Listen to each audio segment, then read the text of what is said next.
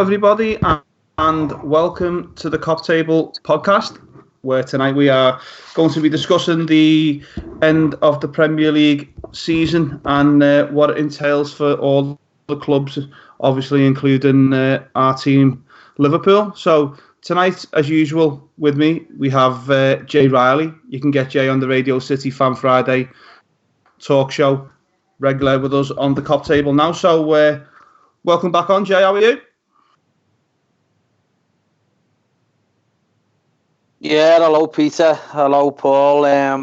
Just a little bit down, to be honest, but you know, it's all a bit crazy in the world at the moment, and you know, just missing the football so much. But you know, let's see what happens now, because there's meant to be a meeting, isn't he, next week, and I think a lot more will be revealed then.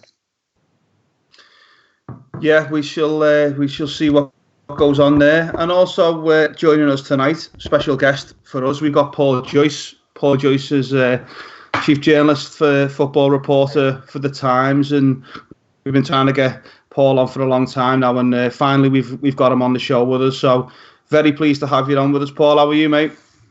Yeah, not bad, thank you. Sorry I've had to cancel before, but yeah, let's have a chat on this now and see where we get to. Yeah, that's not a problem, Paul. Obviously understandable. Very busy with your job and everything then with that it entails. So yeah, starting off with yourself, Paul, me and Jay, we recorded a podcast last week regarding the ending of the Premier League season and how we envisage it to be possibly ending. And there's been all sorts of different journalists coming out with different views, and we've had the Karen Brady situation saying she thinks that should be null and void, but obviously there's a lot of different scenarios. But we'd just like to ask you, what's your personal opinion on how do we get this Premier League season finished, and where does it go from here? Well, I think the first thing to say is that I think the season should be played to a conclusion, and that's not just from any sort of Liverpool perspective. I just think that's the right thing to do. For the integrity of the competition, you have to finish this season before the next one begins. I still think that's the Premier League's preferred option, that's what they would do, not least because that's the most straightforward or less contentious option for them. I think there's a meeting, as Jay said before, there's a meeting at the end of next week, I think it possibly Friday, when the clubs are going to speak again. But to be honest, I wouldn't expect anything other than maybe the April 30th date to be deferred a little bit more, because you see what's going on at the moment, and you know, football's trying to anticipate what is going on, but the virus is setting the timeline at the moment. You can see with the scale of the deaths rising in England and what's happening in Italy that. I personally think it's going to be a good while before we see any football again. As I say, I think that the commitment is there to try and finish the season. I know there's been some stories today about clubs, you know, wanting it null and voided, but I think what we've got to remember is it's only 2 weeks ago that the season was suspended. And it feels like an eternity, these 2 weeks, but we've only really missed 2 games. And what would have happened tonight was England were due to play Italy, I think. So I think that the leagues have taken a sensible approach, and that they're trying to give themselves as much time as possible to make a decision. But ultimately, the decision is to a large extent out of their hands. It's been defined by, you know, other factors.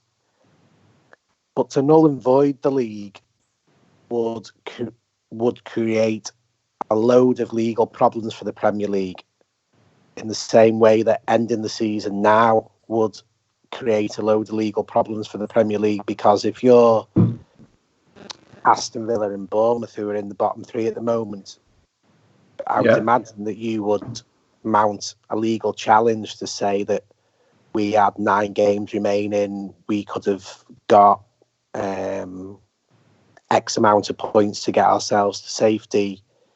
You're wrong what you're doing. And similarly with null and void, if we expunge all the season and go back to August the 9th, back at the start when Liverpool played Norwich, and forget what's happened since then. Basically, what you're saying is, and if those places then count for Europe, if that starts up again, the Champions League starts up again, then you're penalising Leicester at the expense of Tottenham, who obviously were in the top four last season. Rory Smith from the New York Times made a good point on a thread today about Norwich are getting another £100 million, because that's how much you get for staying in the Premier League. If the season gets expunged and it goes back and it's null and voided, how does that affect West I read Brom? that article. Well, it was on his Twitter page, wasn't it? And he mentioned West Brom as well, I think, didn't he? Yeah, he mentioned West Brom and how they're not going to affect them. Rory's very, very good, and I thought it was it's worthwhile reading that thread. If very good. If anybody wants to look it up. So not the simplest, but there was a reason why that the club said last week they wanted to commit to trying to play the season finish, and that's certainly what the Premier League want, because other options bring a legal minefield for them. Yeah, you've not just got like you say the Premier League either, have you? You've also got the European Champions League, Europa League, and the FA Cup as well. So just going to go over to Jay. Obviously, we've had a few little chats, haven't we, with the lads in our WhatsApp group today, Jay, and there's been a few queries put out there. I know for yourself, you are a little bit threatened, shall we say, by this, and you are a little bit wary of what could happen. But just listening to what Paul was saying there, Jay, has that made you feel any better? Has that made you think that the season will come to a conclusion at some point? Well, I don't know really. I mean, you look at it's all the uncertainty of everything, isn't it, at the moment? Because there's no doubt about it. We're not going to see any football for quite a long time, and where do you draw the line? I mean, it's all right them saying they're going to extend the season indefinitely, but there does come a point, doesn't it, where if this escalates out of control, I mean, I think what we've got to look at is, my fear is, say for instance La Liga or Serie A decide that they have to void their season, then what happens then? Because I think, to be honest with you, the Premier League would just follow suit then. And what you do, I mean, look, we're looking at it from the point of view of being a Liverpool fan. We've waited 30 years for this moment to be crowned champions again. And, obviously I've been a season ticket holder for 27 years of them 30 years, and it'd be a dagger in my heart. I mean, it's not like it's even close, is it? Let's be honest, with 25 points clear. I mean, we're so deep into a season. Only someone who's got an axe to grind against Liverpool would want this season voided. I mean, of course, there's more important things in life, people's health, and people are dying, and it's a horrible situation. But this is why I always say, isn't it? I mean, if this could only happen to Liverpool at this moment in time, what's going on now, it could only happen to Liverpool. And that's why I get the sense of, I feel like we're cursed almost, because I know people might think that's a bit extreme, but we've waited such a long time for this moment, and all of a sudden now, when we're on, we're in touching distance of getting this Premier League trophy, and then all of a sudden a worldwide pandemic happens, and it sort of like, sets us back so much that we're now fearing that the season might not be completed. And of course, we've had conversations about this for the new, weeks and weeks, haven't we, doing various podcasts and what have you. And, people are saying the only fair, sensible way is to complete the season. And that is true. But, the facts of the matter are, there's no guarantees it's going to happen. Now, look, there's a lot of money involved, isn't there? The financial implications of it all and the ramifications of, certain clubs. How are they going to get by? And you've got to look and think, what do they do with the European positions for next season? Do they turn around and say, okay, well, we start all over again from last season? But that's not fair, is it, on the likes of Leicester City, who've had a fantastic season. they're guaranteed, in my opinion, they're going to be a Champions League team next season if this season plays out as it should do. And who are going to benefit from that? Tottenham Hotspur. And they've got no right to benefit from that. It's not fair, is it? Financially, it's not fair. The integrity of it all, it's not fair. You've got to also consider, like, Sheffield United have had a fantastic season. They'd probably be happy with just being in the Europa League, but they're still not without a possibility of getting into the top four. We don't know what's going to happen with City, so if they come fifth, they potentially could be a Champions League team as well next season. Imagine the amount of money that would generate for a club like Sheffield United. You've also got to consider, the point that was made there about Rory Schmidt's article about Norwich City, getting £100 million. That's not fair, is it? Norwich City, they're probably destined to go down this season, and they're going to benefit to the tune of, £100 million for staying in the Premier League by default. Like Leeds United, it's took them 15, 16 years been fighting to get promotion. All of a sudden they're on the verge of getting back into the big time, into the Premier League, and then all of a sudden this happens. It's not fair on them. West Bromwich Albion as well, you've got to consider they've been down for a few seasons now. You've got all the parachute payments are about to stop for them, so it's important for them to get back into the Premier League. So it's not fair on a club like that. People go on about the playoff game at Wembley. It's the biggest, most richest game in football, even more so than the Champions League final. So the likes of Nottingham Forest and Fulham and Derby County and all them teams who are vying for promotion, Brentford even, who haven't been in the Premier League, they're going to miss out on potentially the richest game in football. You go further down the pyramids, you're looking at the likes of Coventry, who nearly went bust. They had to vacate the stadium, didn't they, and play their matches this season at St Andrews, at Birmingham's grounds. They're top of the League One. How is it fair on them?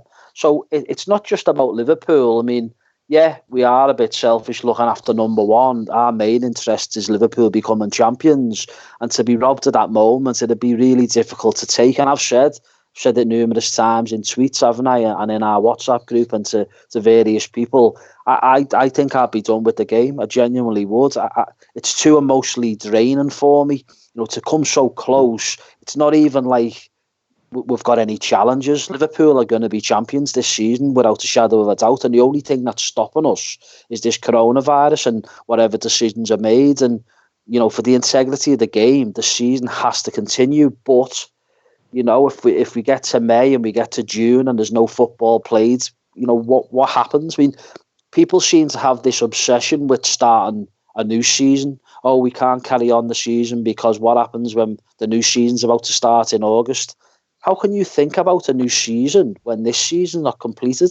Makes no sense to me. And like I said before, all the money that's involved, surely to God, these football clubs can't afford to be paying the money back, because a lot of them run their business on being able to pay the players' wages and stuff and the contracts. So I just don't know how it'd work, how it'd pan out. And we've heard all the talk of lawsuits, and it's off the scale, isn't it? So it's a massive conundrum to be solved, really, not just by the FA and the Premier League, and it's a massive thing, isn't it, really? And like I say, my fear is that if the other leagues across the world, and in particular in Europe, the likes of Italy and Spain and Germany, the Bundesliga and what have you, if they do eventually decide to void their seasons and their leagues, then I just think the Premier League would follow suit. Now, look, at the end of the day, people are going on saying, well, why can't they just end the season as it is now and what the positions remain as they are? The only problem with that is certain teams have got games in hand. I mean, Aston Villa are in the relegation zone, but they've got a game in hand. If they win that game in hand, then they go out of the relegation zone. So, I mean, I don't know what's going to happen, and the uncertainty of it all is creating a little bit of anxiety. And, you hear people saying, well, look, let's move on from it, and there's worse things going on in the world, and I get that, I really do. But football's massively important to people's lives, and like I say, it is stressful because this isn't close. Liverpool really should be champions this season, and there's no guarantees of it now, pure and simply because of this coronavirus, and it's very frustrating, and it changes daily. I mean, you read articles where it looks positive, and you think to yourself, yeah, they're going to play this season out no matter what. Then obviously we've seen it today, didn't we? The article about certain chief executives of certain football clubs actually want the season cancelled now and voided. things are changing daily and weekly. And, you know, some more clarification wouldn't go amiss, really. But I know it's really difficult, but it's worrying times, isn't it? Yeah, most definitely, Jay. And it's one of them where you, like you say, it's things are changing on a daily basis, and you need to keep up with up to speed with what's happening. But just a couple of people in the chat room there. There's one question for you, Paul, and someone suggests, I think his name's Avo3, and he says, what if we bring the new season in line with the Qatari World Cup, which starts obviously next December, which he means that we'd have to start the next season in January. So obviously that gives scope for this season to be extended even further into the year, if you like, and to bring it in line with that World Cup. Is that something you think that the Premier League and the people involved would give thought to? I think there's going to have to be a rearranging of the calendar moving forward, because the impact of this is going to go beyond sort of probably August, really. So yeah, there is going to be some lasting impacts moving forward. Basically, what they've done is by bringing in this April the 30th date, which will probably get ripped up at the end a week today when they have the next meeting. They're just buying themselves time, because, as Jay said then, everything is changing so often that, and nobody has been in this situation before, that they've just bought them. They're trying to buy themselves a bit of thinking time on what the best way is forward. We're all wanting, or people in the media and fans are wanting sort of immediate answers, but there isn't going to be any, and it's going to be really difficult to fill in, you know, to get used to the uncertainty, which is going to last for, you know, more, you know, weeks and weeks to come. I don't see the Premier League making any firm decision for, you know, at least another 5-6 weeks. I'd be surprised if in the next 5 weeks there's a firm, this is the way forward. So everything from that is on the table, really. There will be all sorts of things being looked at. It's okay. Cheers, Paul. Yeah, and like we spoke about yesterday, Jay, there was a bit of a precedent set, wasn't there, by the I think it was the National League, was it, and the leagues below, and all the grassroots football being null and void and stuff like that. But there's been a few tweets out from some of them clubs, the likes of South Shields, who are on the verge of promotion, and they're looking at putting in an appeal against the FA. But just with them sort of making that decision, did that give you another worry, as if to say, like, if these have done it, it can happen with the Premier League as well? It did, because there's a precedent set, as you just said there. I mean, if they're doing it, then is that a sign of things to come in, you know, the months ahead, if we don't get to see any more football for such a long time? And it is a little bit of a concern, but in the lower leagues and the non-leagues in general like that, it's the financial implications are totally different, really, aren't they, to the Premier League? The Premier League's absolutely astronomical, really, financially. So hopefully that's not really much of an indicator. But as I say, I said it before, my main concern is it's if the other top leagues decide to start avoiding them, the likes of Italy, where it's really bad over there, this coronavirus, the amount of people that have died over there is just, it's off the scale, really. It's astronomical, and it's very, very worrying and concerning. And, you know, if they were to basically just cancel their season because they think it's the right thing to do, then my fear would be that maybe Spain would follow suit, because the death toll's really rising over there in Spain as well, isn't it? And, you know, who knows where this country is going to be in 2-3, maybe a month's time. So it is a massive concern. And I just don't know moving forward, though, how you'd go about things, because say for instance they did void the season, then what happens with all the European places? I know I touched on it before, but it's not just in this country, is it?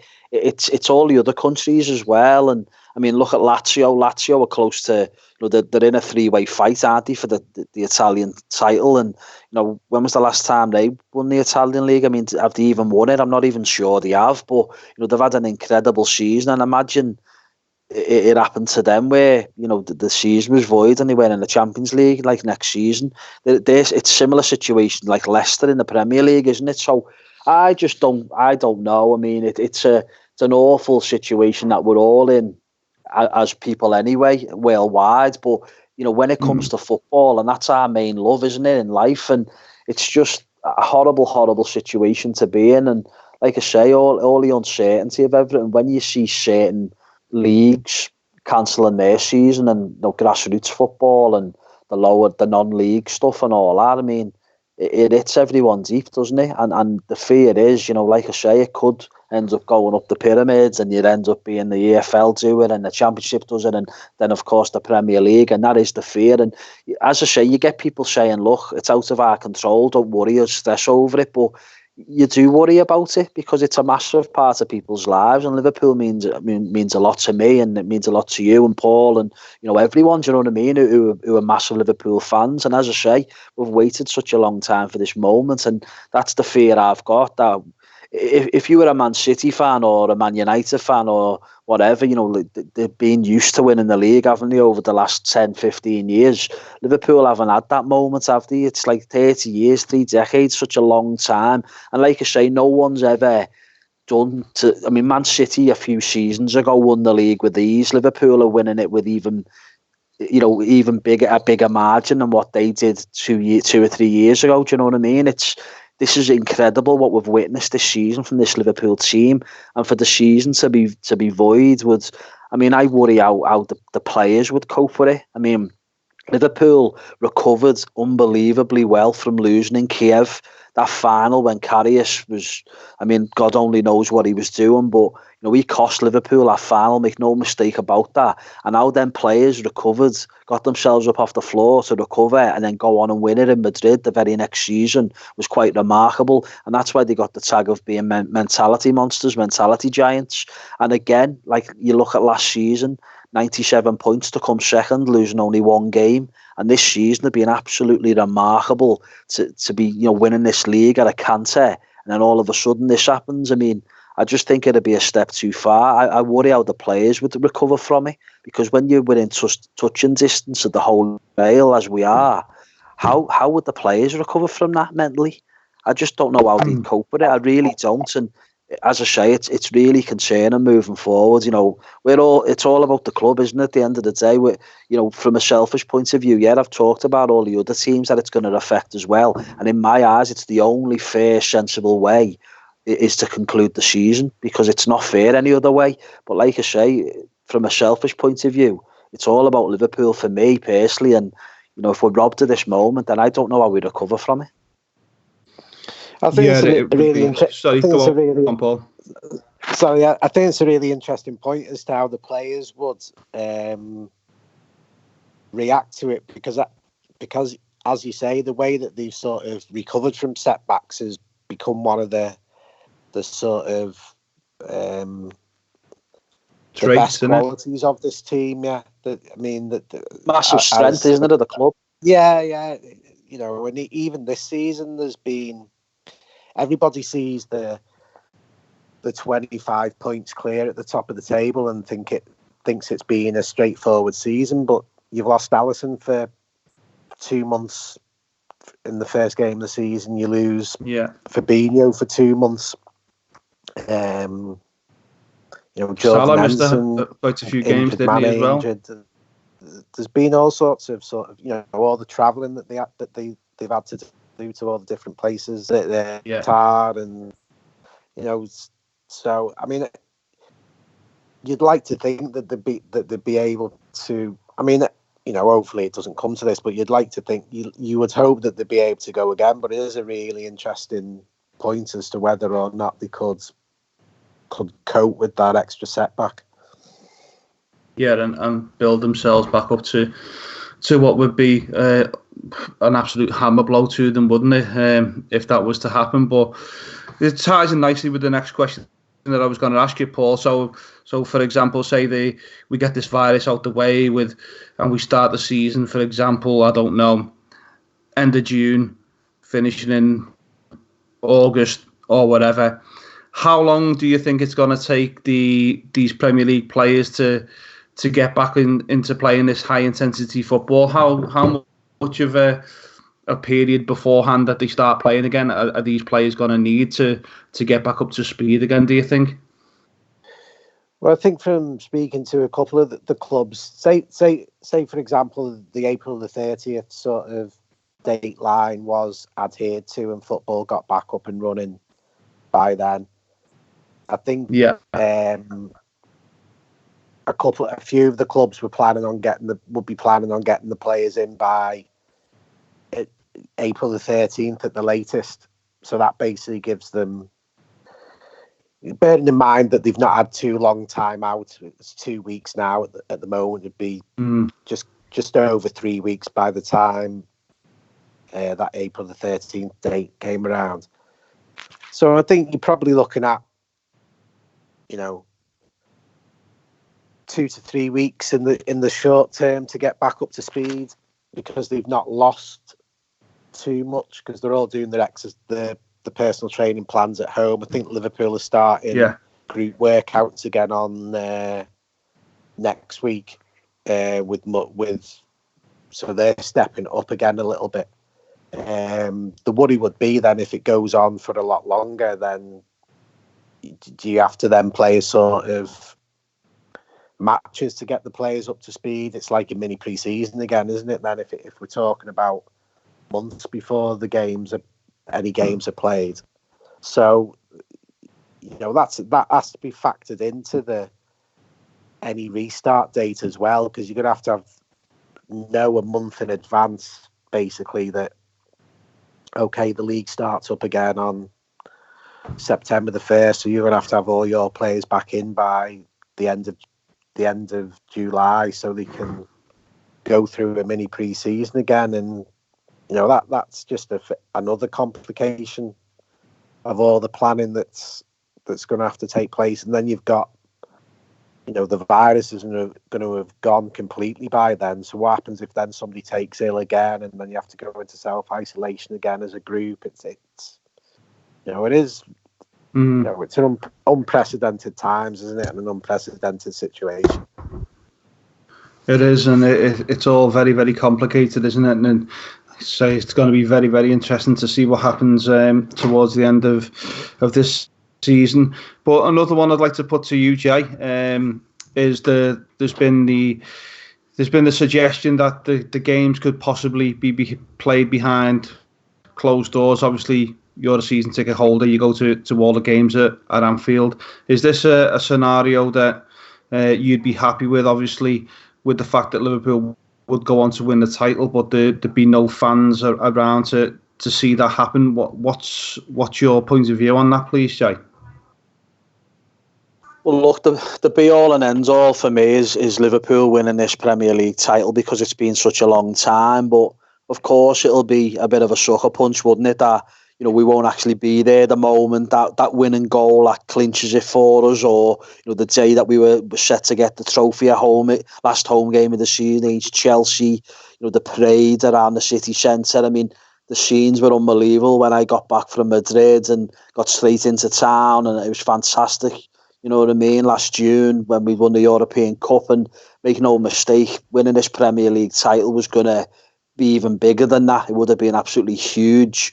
But like I say, whatever it takes, because if it means Liverpool do still get to become champions, then if it has to be behind closed doors with no fans there, then so be it. I mean, I don't know how they're going to work around it. I mean, it's an awful situation, and there's so many things that need to be resolved. But if that's one of the options, and I've read a few people saying that that's probably the most likely outcome if games are to be resumed and the season is to be played out to a finish, then they probably will be behind closed doors. Now, look, it's not great. It's not ideal, is it? I mean, you know, football, as they say, as the saying goes, football's nothing without fans, and it's probably true to an extent. But you know, it's unprecedented circumstances. It's the unknown, isn't it? No one's ever been in this position, this predicament. No one really knows what way it's going to go. But if it means the games are completed, the seasons are completed, and Liverpool still go on to be champions, then I'm all for it. I mean, you know, beggars can't be choosers, can they? And if the alternative is that they're going to null and void the season and Liverpool don't become champions, then of course we have to accept what we're given in terms of whatever crumb of comfort it is. If we can't be there to celebrate the winning goal, or we can't be there to see them, Jordan Henderson, do his little shuffle and, you know, lift that trophy aloft, then so be it. Whatever we can take, we have to have it. Do you know what I mean? We have to accept what we're given, really. And, you know, hopefully in time it'll become a little bit more clearer. But like I say, this meeting that's going to take place next week, I don't think we're going to get definitive answers, but it's just going to be buying time, really, going to stall for more time and probably delay it a little bit longer. And, you know, we're in the lap of the gods, aren't we, in terms of this virus? Depends how much it escalates out of control, really. And like I say, this is the fear. The longer it goes on and drags on for, no matter what anybody says, you know, that the fear is going to be there, that there is a potential for them to just void it. And it will be heartbreaking, and like I say, I don't know how we recover from it. I really do think I'll struggle with it all, because I get too emotionally involved in it, and I know I do, and I'm not the only one. I know there's plenty of people in a similar predicament to myself, but I just don't know how I'd recover from it. I've waited such a long time for this moment, as of other Liverpool fans, and to be robbed of this moment would crucify me. It really would. And people might say that that's a bit extreme, but that's just how I'd feel about it. I genuinely would. It's no knee-jerk reaction. You know, I've seen the highs and lows of Liverpool, but this would be really difficult to accept, and that's why, surely to God, further down the line, sensibility has got to prevail, and they have to complete this season.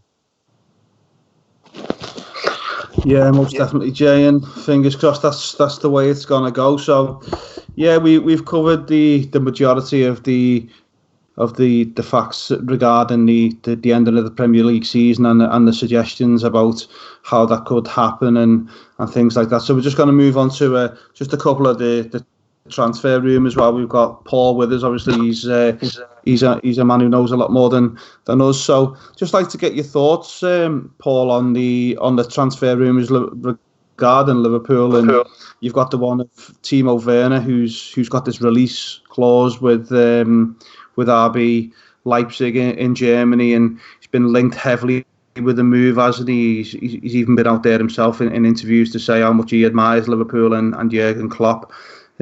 So is this a transfer that you see happening this summer for Liverpool?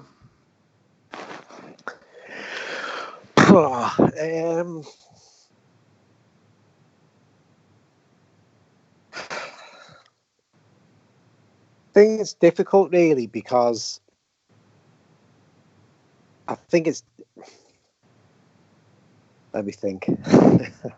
I think it's difficult when we're talking about the likes of Werner and Sancho. I think Liverpool's front three are still so good, so key to the team, that I'm not sure Werner comes in and plays. So I'm not sure that Liverpool pay the money for him, even though, you know, the release clause obviously makes him attractive. Listen, as regards transfers, I think everything's up in the air a little bit now as well, because of what's been happening. The virus and everything, yeah. Nobody knows when the transfer window is gonna. Yeah, that's true. Yeah, open again. Nobody knows when it's going to open, if it's going to open. If you're trying to sign a player from Spain this summer, or Italy this summer, is that going to even be possible with the way things are over there? So, listen, obviously everybody's seen a lot of names get linked with Liverpool all the time, and I'm just not. whatever I say now, people probably take the wrong way, but I'm not 100% sure. So I'm not saying that they won't sign him. I'm just saying, or that they will. I'm just saying I see it difficult for Werner to come into the team and play each week. So is he going to want to make that move, even if it's an option to him? It's just a very. I just don't think. Listen, I'm not. I don't know any more than I'm saying here. I just think it's a very complicated situation this summer. Even before this all happened with the coronavirus, because primarily it's a complicated situation because Liverpool are so good, and improving the Liverpool team and squad isn't easy. You can look at other positions, and maybe if Adrian was to get move back to Spain or whatever, on what he's done this season, I think he's done really well up until the last couple of games, and there was the obvious mistakes. If he was to get an offer, then I don't think the club would probably stand in his way, and then you'd go get another number two. But even if you get another number two, there's going to be a huge drop off from that to Alisson, because Alisson's quite clearly the best goalkeeper in the world as the full package. Yeah, I think they'll probably try and get cover for left back, but it won't just be another left back who doesn't play if Robertson's playing. I think it'll be somebody who's maybe left-sided and can play in a couple of positions on that more flank. of a utility player. Could play left midfield or left back if Robertson was injured, but or even possibly left centre half, something like that. Yeah, left centre half exactly. So I don't think he'll just want to buy a left back per se, and that's the only position he can play. The forwards, I mean, I'd be surprised if they were in for Sancho at the level of money that's been mentioned. I mean, I saw in one of the papers this week was saying 130 million. I think they can obviously afford to do that, but it would be moving away from the model a little bit that's got them this successful so far over recent seasons. So I think the one thing that for the Minamino deal showed, the fact that they had that done in sort of mid-December, so that he was even training with the squad before the transfer window opened, then his deal's ratified on January the 1st. Liverpool are very well organised, and they'll have everything probably already worked out, and so they'll be able to react to whatever happens with the transfer window this summer. If it stays the same, if it's moved, restrictions on it, whatever. But I just think improving that squad is easier said than done. And I know all the names that we hear, like Ferran Torres was one this morning, wasn't it? The Valencia winger. Yeah. Well, I don't think there's an interest in him, because I think there's talk of sort of, how does Curtis Jones step up next season? Does he need a loan move? Is he ready for the first team to come in and play X amount of, or be involved in the squad each week? Same with Harvey Elliott. The last conversation I had was that they were more likely to sort of keep him involved rather than sending him out on loan.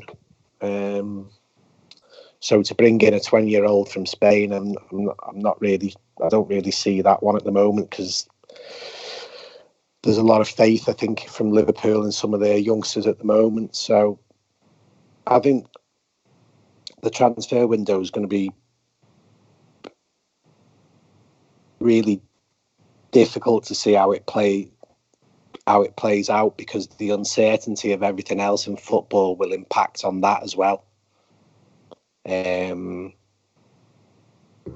So I think the links will obviously continue. I don't know. I'll be intrigued to see, like everyone else, on what they end up doing, and whether they go for the players that we've seen the club linked with for so long now. Yeah, cheers, Paul, for your insight there into the transfer window, should I say, for Liverpool. But just going back over to Jay, obviously we have spoke on previous podcasts, haven't we, Jay, about the Werner and Sancho situation. So what Paul's saying there pretty much toes in line with your point of view, doesn't it? Well, yeah, I mean, I was led to believe last summer Liverpool were really keen on Sancho, but once they knew it was going to be over £80 million, something astronomical like that, then it sort of like scared us off a little bit. And, don't forget, he's only just turned 20. And I think the designs are, I mean, Klopp really does like him, from what I'm led to believe. But the problem is, his transfer fee is astronomical, isn't it? It's off the scale, really, and it's escalated now out of control. If you're talking over 100 million, even 120 million, Liverpool just simply aren't going to do that unless they sell one of Mane or Salah. And let's be brutally honest about it, as good as Sancho is, and as much as I'd love him at the club, I would prefer to keep what we've got, because it's the unknown, innit? You could spend that type of money on Sancho and he could be a flop, couldn't he? You just never know, do you know what I mean? It's highly unlikely he would be, because he's fantastic. We all know that his stats are superb, aren't they, in the Bundesliga for Dortmund? But I just think really stick to what you know. And if Sadio Mane and Mo Salah are still happy to remain at Liverpool for another few seasons, then just keep to what we've got, because our front three is basically special. It's second to none. You wouldn't swap them, would you, at all? So, it is stick what you've got. But I said to you, didn't I, and I've said it on numerous podcasts, that I've never really been convinced by Werner whenever I've seen him play. I just think he scores a few goals, especially this season. He scored a lot, but he misses a lot of chances. And to me, I just don't think he's good enough for Liverpool. I genuinely don't. And look, if Liverpool do sign him for 40, 50 million, whatever his release clause is, then you get behind them no matter what. You give him a chance and he might be good for us. But I'm yet to be convinced. Every time I've seen him play, he just doesn't really do it for me. It's my own personal gut feeling on him. And I'm sure there's plenty of Liverpool fans out there who disagree with me. But, as you know, Peter, I stick to me. My opinion is my opinion, and I don't follow the sheep, do I? And to me, I just don't think he's good enough for Liverpool. I'm not saying I think he's a bad player. I'm just yet to be convinced whenever I've watched him. And, admittedly, I've probably only seen him, 12, 15 times, and half of them were for Germany. And he struggled every time I watched him for Germany. But for me, I just think he's a little bit erratic for me, and he misses a hell of a lot of chances. And I just don't think he's good enough for Liverpool. So if Liverpool don't sign him, I won't lose any sleep over it. If Liverpool do sign him, then fair enough. I'll get behind when I get behind any player, but I wouldn't be too bothered if Liverpool don't sign Werner. I really wouldn't. Sancho, yeah, I'd love Liverpool to get him, but the money that we're talking is just off the scale now. And like I say, regardless of this new Nike deal that we're getting, and people saying, they'll want a superstar sign, and I'm sorry, but I think the only way it's going to happen is if we sold one of Mane or Salah. And if we're being brutally honest, we'd rather keep both of them, wouldn't we? Yeah, I agree. I agree with a lot of what Jay said about the vacancy would have to be created by one of the current players going. Yeah. The other factor to consider as well, if you're signing a player for over £100 million, it's the wage implications, not just of signing that player, but the wage implications of everybody else in the squad who've just won a European Cup and are 25 points clear at the top of the Premier League, and have contributed to what has made Liverpool such a special team this past sort of 2 years. It's not just the new man coming in on £250,000 a week. That then has implications on the renewal of contracts. with existing players. And I think Liverpool have been very. I've put a lot of money already in keeping the nucleus of the squad together until sort of 2023, and obviously that's been a factor in Jurgen Klopp resigning on his contract as well. I mean, all the team. Liverpool are in a position that they can decide when the best players leave now, whereas previously there was always that little doubt that the players held. It was the players who were leading the club, not the other way round. But I think Liverpool, from a contract position, they're in a really healthy place. I just think if you're signing somebody for world record or one of the biggest transfer fees in the world, that then has a lot of knock-on effects for other players at the club as well. It's not just the outlay on the transfer fee, the outlay on the wages of that player. Yeah, there's many things to factor into a signing like a Sancho or a Werner, isn't it? It's not, like you say, it's not just the transfer fee, it's the signing on fee, wages and bonuses and all things like that, which then has a knock-on effect into the other members of the squad. But just before we go, Paul, like to ask you another question, just about the outgoings for Liverpool in the summer. Obviously, Dejan Lovren's been linked with a move away, hasn't he? And Xherdan Shaqiri of late, surprisingly enough, to one or two people, Naby Keita has been linked with a move back to the Bundesliga. So how many outgoings? Obviously, Adam Lallana's another one who's going to be out of contract. So given these sort of players being linked away, how many of them do you see actually moving on this summer?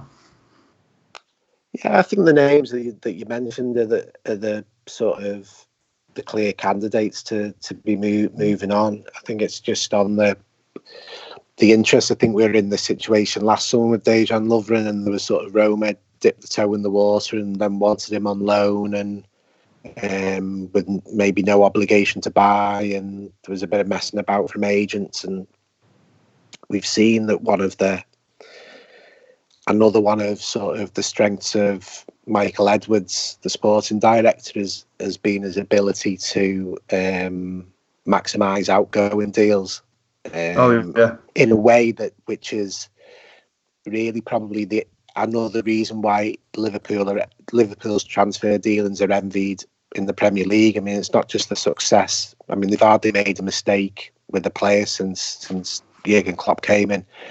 But on top of that, it's the way that they've maximised deals for sort of Benteke, Sancho, Solanke.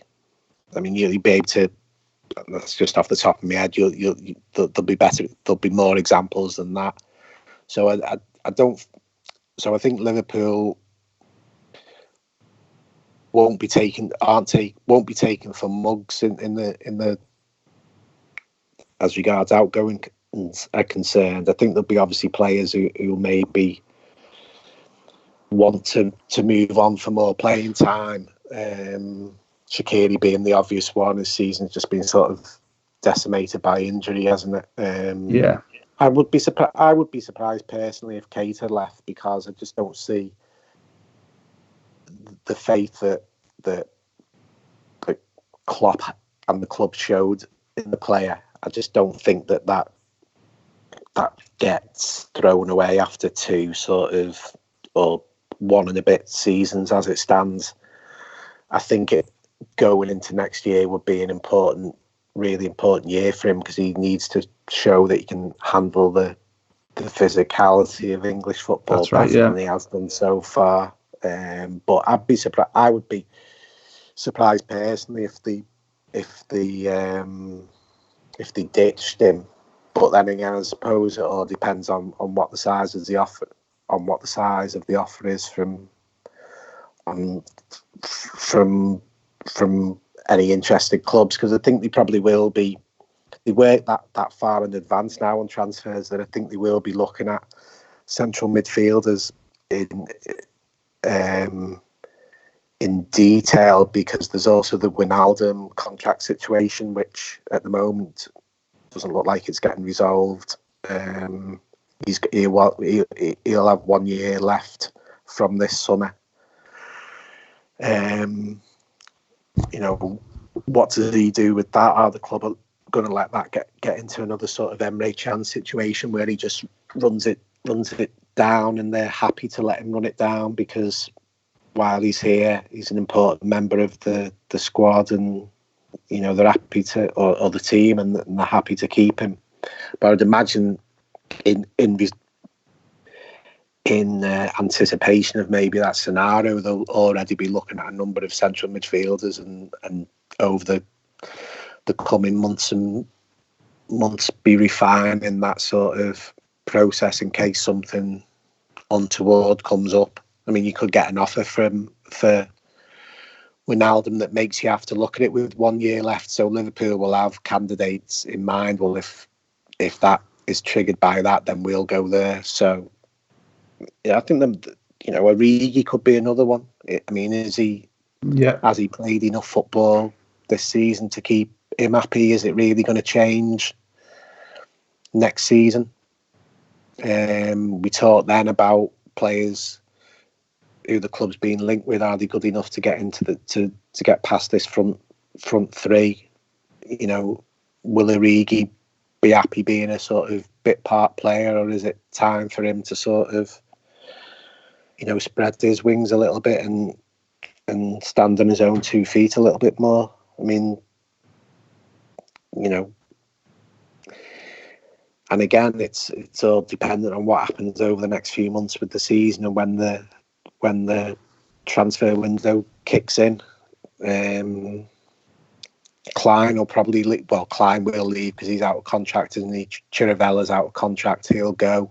I think they offered him a new deal, but probably quite rightly he wants to play more regularly because I thought he did well in the first team games in which he played this season. So yeah, he impressed, didn't he? Yeah, I think he, you know, he's at an age now where he needs to probably play regularly as well each week. So yeah, I think there's just one more in the chat room there from Sebastian Tino. He wants to ask about. I know he says he thinks that Harry Wilson will also be another player to leave in the summer, which seems likely, doesn't it? With the situation he's in.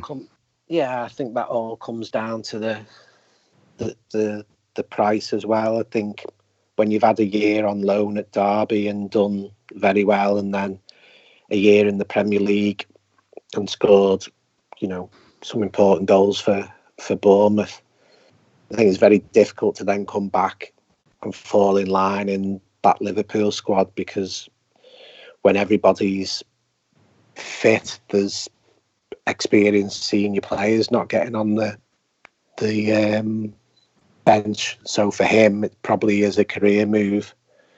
It would be a good time to leave, and you know, you wouldn't be surprised if Michael Edwards got a very good deal for him. I mean, one player that we've not mentioned in terms of, you know, really next season is you'd expect Minamino to sort of kick on, you know, next season and play more of a role than what we've seen him, than what he's been able to play for various reasons. You sort of forget about him a little bit, that he's sort of coming mid-season. He'll probably be better for all the sort of acclimatising that he's doing now, and so I'm sure that, you know, Klopp will have a big role for him within the squad next season.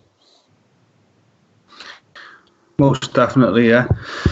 Right, okay then, lads. We'll wrap up the podcast there on that last question. So just before we go, just like to say a big thanks to the @LFC Day Trippers, Gav and all the lads over there for editing our podcast, putting us out live as they have done tonight. Also a big thanks to the @Liverpool Online Facebook, Instagram, Twitter page who put out all our podcasts on their platform.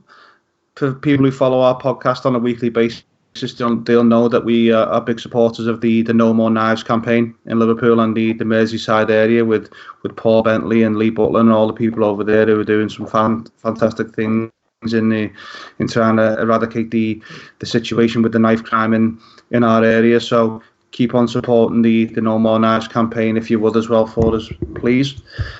So yeah, thanks very much, Paul, and thanks very much, Jay, for your time tonight, lads. No problem. Speak soon. No problem, boys. Good to speak to you, Paul. Cheers. Yeah, and you take care. Look after everyone. Yeah, stay safe, lads, and cheers. Yeah. Thank you. Yeah, thanks everybody, and we will be back with another podcast. I'm sure me and Jay will be doing one again in the next week or so, and hopefully we'll have more things to talk about. But yeah, everybody who's listening to the podcast, who's joined in tonight, stay safe, look after yourselves, look after your families, and we'll speak to you all very soon. Thanks very much for listening and tuning in, everybody. Speak to you all soon. Bye now. Cheers. Bye.